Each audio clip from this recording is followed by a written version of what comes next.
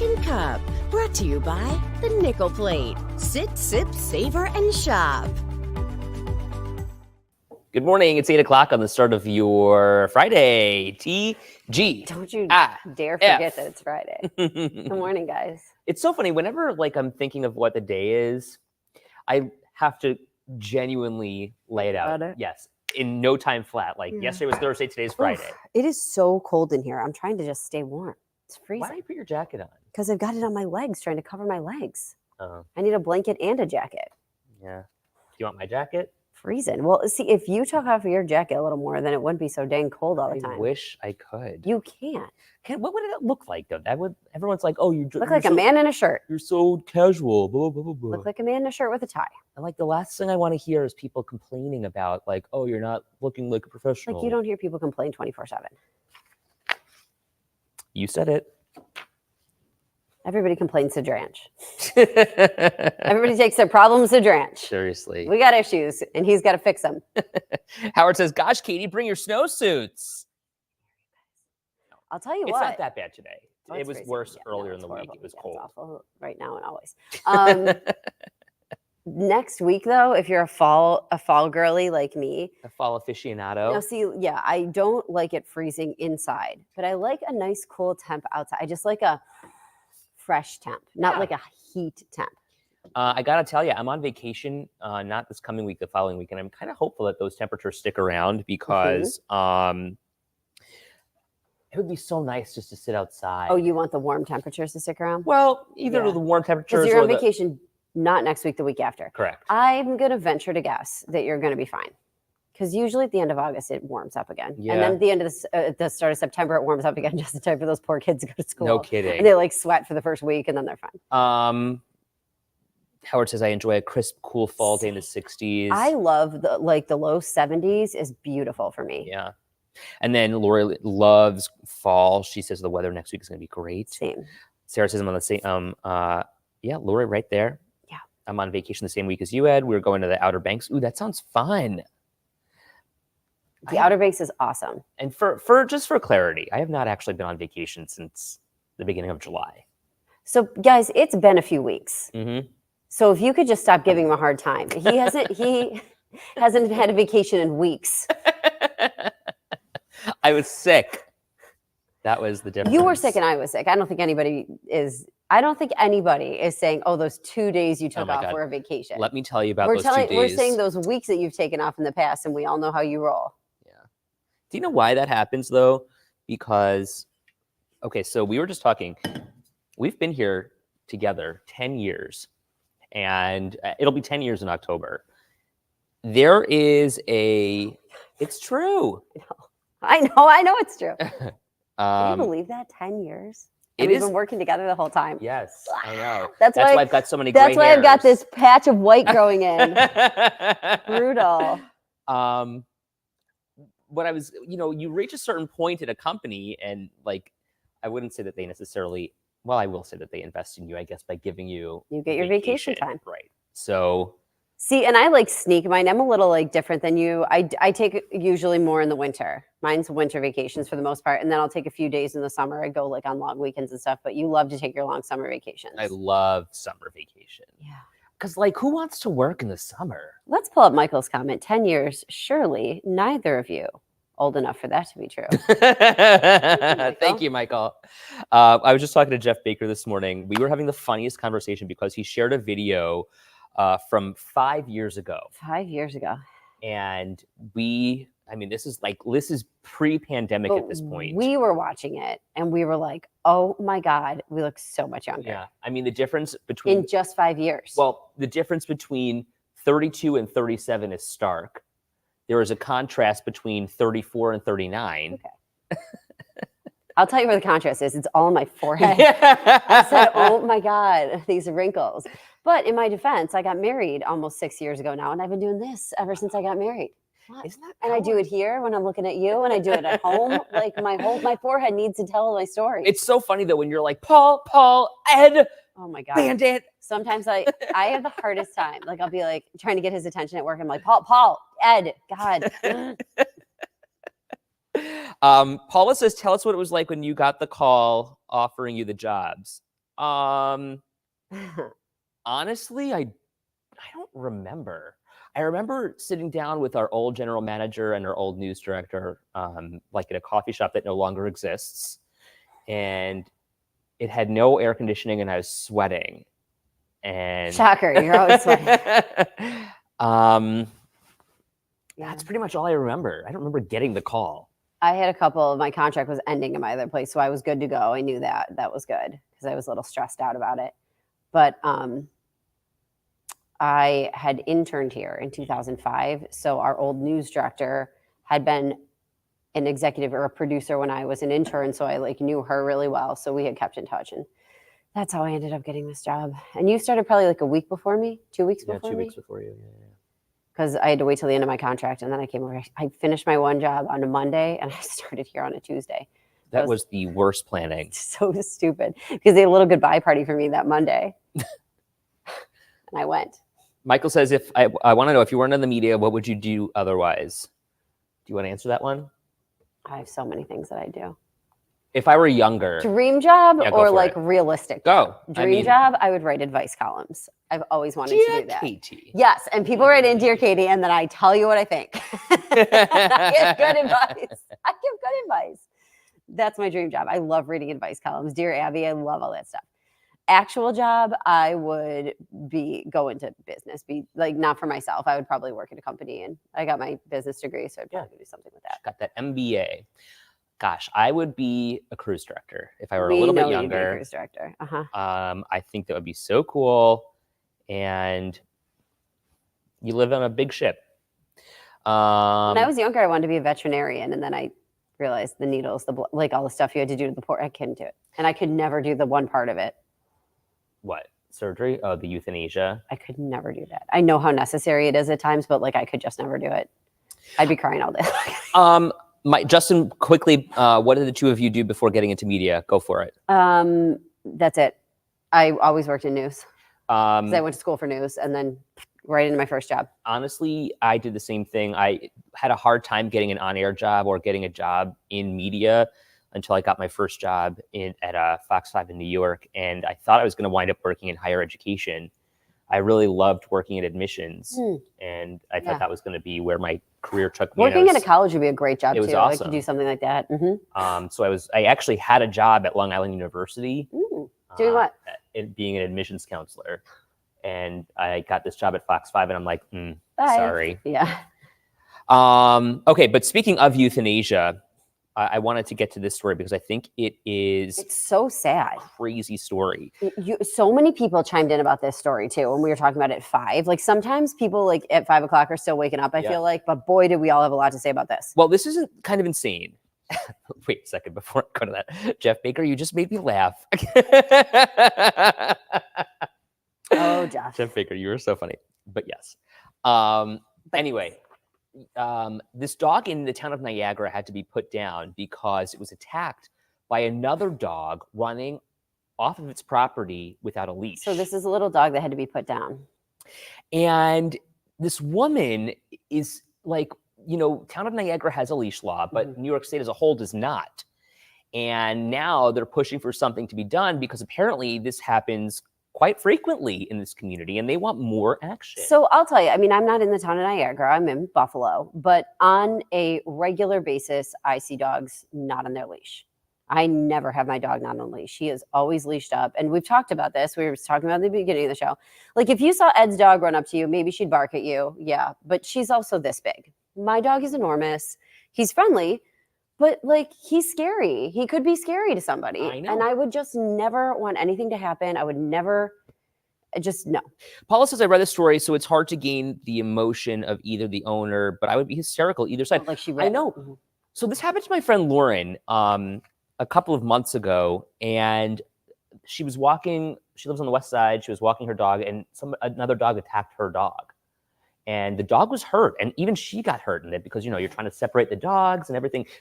Louis turned out to be okay, but that's traumatic, not only for the dog, but also for the owner. So we both said this morning, we were surprised that there is no leash law in New York State. That's not to say there aren't leash laws, but they're like by the municipality. Right. But like in Buffalo, you're supposed to have your dog on a leash. Do you ever walk Delaware Park? I Not mean, really. they're- Not with dogs. Can I just tell you, people bring their dogs unleashed to Delaware Park all the time. Mhm. And as the person who's got the dog leashed, what makes me nervous are the way an unleashed dog would react to my dog. I know they're well trained, but you But just they're don't know animals. that. Right. They're still dogs. And I at the know end of that the people day. think that they know that, but it just makes me so nervous. And I am a dog person. I'm not nervous I'm nervous that something's going to happen to my dog. So Barbara says, so irresponsible to not have your dog on a leash and under your control. Cindy says, I don't like the fact that you have to be put to sleep. I always keep my pug on a leash. And it wasn't even the dog that did the attacking, that initiated the attack. It was the dog that was hurt. Yeah. The dog that initiated the attack, according to the SPCA, is now being investigated as a dangerous dog. Yeah. Howard says it's just not right. You need to have your dog on a leash unless you have a secure fence and yard. You never know what'll tip a dog off, right? We were saying that. Leash your pets, people. Sometimes you need to leash your kids, Howard says. Leash your kids, people. And Lauren says, no reason to not have your dog on a leash anywhere. And you know, the biggest concern for me, between pets and, dogs and kids, for what it's worth, because kids are kind of unpredictable sometimes too. Yeah. Especially around dogs. They want to get close up to the dog's face, and you got to be like, be careful, not near the dog's face. Sometimes dogs get nervous, yeah. But my dog especially gets a little skittish around kids. And she's so tiny. I mean, Bandit kind of does too. But I think that is where, it's the conversation with the parent. Exactly. Like, first off, do the kids want to pet the dog? I always say, you have to ask your mom or dad. Exactly. And then I try to say, you can pet him here. We have these little kids down our street. They are cute as can be. And Bandit was walking the other day, and the one remembered that he didn't like water. So she took the hose for the sprinkler, because they were running through the sprinkler, and closed it so he wouldn't walk in the water. And they knew his name. It's Bandit, whatever. And so then they were petting him, and when you pet him right away, all kids go for the head, so he kind of backs up because they're just his size, and he's not used to that. But then I always say, he loves his back scratch his back, and they love to scratch his back. And so then we had a nice conversation. Their mom was there, it was fine. And then we go to walk away, and this one little boy, he's probably 3, he goes, bye, Bandit, come back again tomorrow. Oh. I wanted to cry a little. It was so cute. And Bandit's like, see that? That's so funny. So sweet. Barbara says, I don't care how well trained you think your dog is. The unleashed dog can be injured as well. Right, exactly. Lauren, yes, exactly. Ask the parents, and it's up to the parents to make sure the kid stays out of the dog's face. It's so hard because the fast pace, quick moves of kids freak the dogs out. Yeah. And so they respond. My dog's been pretty good around my nephews. At one point they were holding him hostage. It was like a play scenario. And he was like, when does this end? It was so cute. Kim says dogs should be on leashes, and so should cats. So we see cats everywhere, and I've actually seen cats on a leash once. A cat on a leash. It's funny when they're on Isn't leashes. that hysterical? Yeah. I mean, we see outdoor cats all the time in my neighborhood. Do you see them in your neighborhood?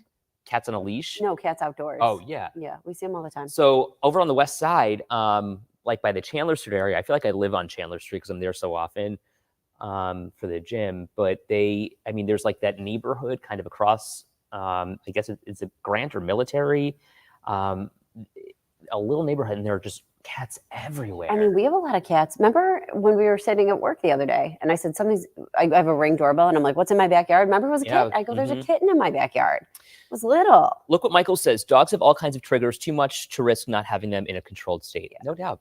And you have to know your dog, but I am a total advocate for a leash. And you know what? It just makes everybody, I think, feel safer. Like my dad, for example, not a dog guy. Even if your dog were running up to him and she's tiny as she'll bark, he's just not a dog guy. He'd be like, okay, I just think it makes everybody feel safer, more in control, better, for everybody when the dog's on a leash. Barbara says, my Eloise is a pretty good dog, but she doesn't like hyper dogs or hyper adults and kids. I use it as a teaching moment. Yeah. Good idea. Yeah. Oh my God. My mom, I forgot that this happened to her. She was traumatized. The dog wasn't on a leash, ran into a street, and she was just turning the corner. God. She didn't, and it wasn't on a leash. It ran into the street. And then the owner was mad. I'm sure. They called police, and then the officer told her it wasn't her fault. And she waited. Right. You know what I mean? Well, of course, your mom's a good person. No, oh my God, she felt horrible. She was so upset that she had this dog. But yeah, it ran out of a house, and right into the street, right in front of her car. Speaking of municipalities and each law that affects municipalities differently. Can we talk about the Cheektowaga drama? Have you guys heard this? Okay. It is unbelievable. We mean physically, have you heard it? Because like we have the sound here. So Okay. you're gonna have to listen to it. Wait, can we set it up first? Please. Okay. So there's a town board meeting in Cheektowaga, and it's not everyone's on the same page all the time, and that's okay. Everyone's entitled to their own opinion. It happens here sometimes. But there are 3 Democrats and 3 Republicans. So as you can imagine, like Congress, nothing gets done. But there is a lot of animosity. Listen to what they had to say. And I call you out on your resolution for the illegal asylum seekers, as you put it. And you mumbled to me, "You're a loser. I can't wait to beat you in the election." I mean, how childish are you? Do I need to share what you text me, Councilmember Brian? Jazinski, it is Please Mr. do share. Pilarski's turn. Okay, I will. I will. I will. Anybody that wants to see what he says about me, I'd be glad Mike's to a share. piece of shit. I text him that. Wow. Live in front of the entire community, and frankly, the world to see. That was on Zoom, Right. live stream for anyone to see. Like, listen, stuff gets heated, and I get that. But you do have to, I feel like you have to take a step back and think about the role that you're playing. Correct. And that you're 100%. representing people. You were representing people at that point. Right. People elected you, you know? Well, and that's what the one guy said. He's like, the people who are elected to carry out democracy are the ones who are ruining the democracy. I mean, this is a town that is obviously one of our first-ring suburbs in Buffalo, and sees a lot of business, sees a lot of people moving in, moving out. Justin, exactly. They're public servants. Being unprofessional can end a career quickly. Yeah, because if one of those people you voted for, Right. and you see that, does it change the way you feel? Even if you didn't vote for that person, there's a sense of decorum that you expect from your public servants. Yeah, and like, you know what? In a meeting like this, you kind of have to maintain it. Right. Well, this is what Tina says. I feel like this is all government, maybe just behind closed doors.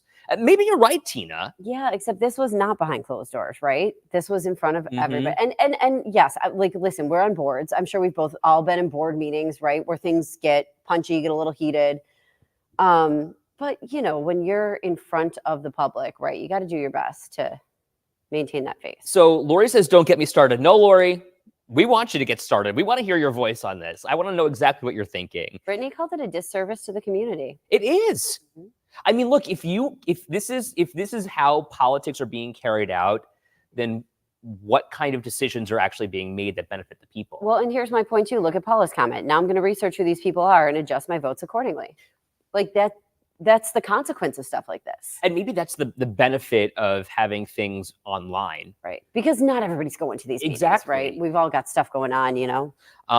Tina, exactly to my point, this is why nothing gets accomplished. Howard, just look at the nonsense in Congress that we see. What really happens when the cameras are not there? And I might almost venture a guess that sometimes it's a little bit more civil when the cameras aren't there, because I think nowadays everything is just about that punchy comment. I don't know. It depends on the person, though. Like, it really does, because I think that there are a lot of people out there who would think about the negative light that it's going to put them in. Absolutely. When the cameras are there versus being punchy. Like, I'm much more cognizant when the cameras are. Well, sure. Some of us aren't. Some of us aren't. Some of us are. And so I think it depends on the person. I see the point you're making, though. Lori says, need to act accordingly.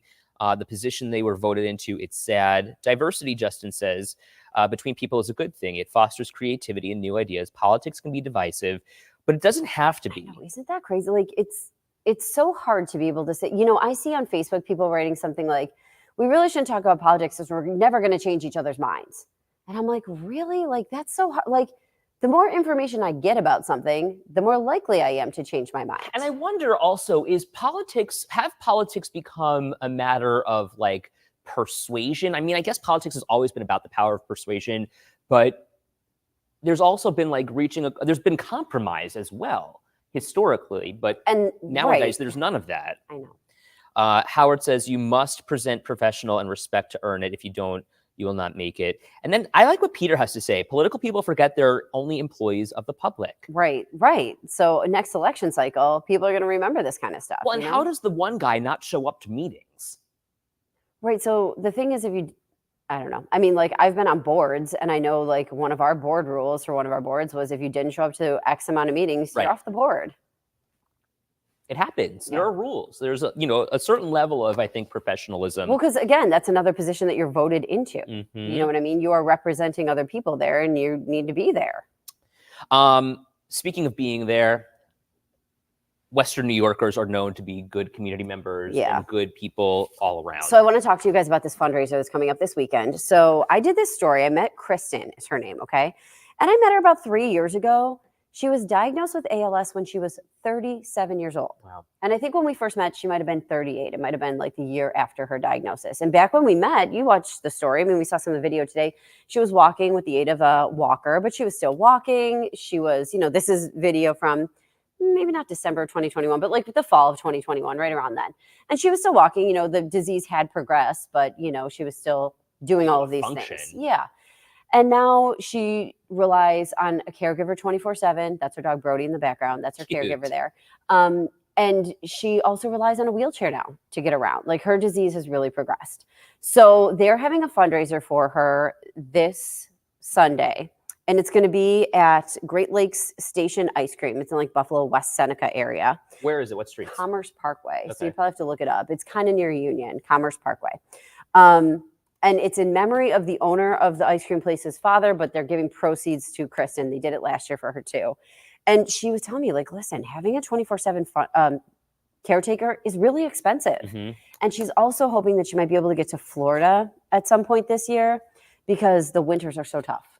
I guess it's really tough on your body when you're dealing with kind of stuff. So she'd really love to do that. And there's also some possible alternative treatments down there.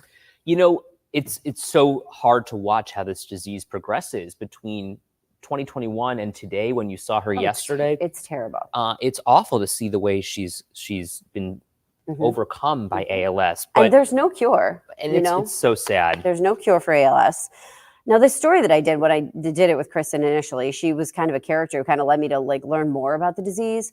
And I spoke with this woman who got involved in the ALS community. She does not have ALS.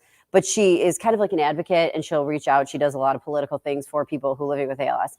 And what she does too is kind of like petition the FDA to make treatments available because they're so expensive. And she basically said, people who have ALS, the long and short of it is you know what's coming. Right, you're going to die. You know you're going to die. And they are so willing to try anything. They are willing to try even things that haven't been put forth by experimental treatments. They go for an experimental treatment. They're like, even if not me, let it help somebody else. So Paula says that we had 24/7 care for my dad, expensive after a couple of months. I moved in with him and my mom with me. And then Nancy, good morning to you. My sister Linda passed away a couple of years ago from ALS. It's a horrible disease. May she rest in peace. Sorry. Gosh, I hope her memory is a blessing for you. And it is a horrible disease. It's so difficult to watch, people go through that and what their bodies go through. It's brutal. ALS is the same thing as Lou Gehrig's disease, right? Mm-hmm. Yeah. And so obviously you know why it's named that. Mm-hmm. And you can see how powerful it truly is. Let's leave you on a happy note. Of course, we've been talking all week about... So go to that fundraiser. Starts at noon on Sunday. And maybe, John, you could put a link to the story that Katie posted in the... Yeah, because that's got all the info. And if you can't make it to the fundraiser, I put her GoFundMe link too. So we'll put that in the comments. She's a cool person. We've been talking about how you can get these free mugs from the Nickel Plate. It's at 1500 Clinton. Go there during lunch and dinner. Let them know you're a Cuppy. You can get one of these cool Cuppies Love mugs. They're free. If you just tell them you're a Cuppy, they'll give you one. I spoke to Ty a couple of weeks ago. They had a few dozen left, so go check them out. But we've been asking for your pictures with your mug as well. And you guys deliver. Thank you so much for doing that. As always. So I want to show you some folks who we have here for us. Howard. With his Cuppy Love mug. That's a great picture. Look at that mug. Mean mugging with his Cuppy's mug. Guys, this is just so special. We love great shirt. I love it. We love seeing all of your cups. We all love seeing your faces as well. And as you go and get a cup, take a picture for us. We love it. Share them with us. You can text me 716-713-3514 or share it on social media. Happy Friday. Happy weekend. See ya.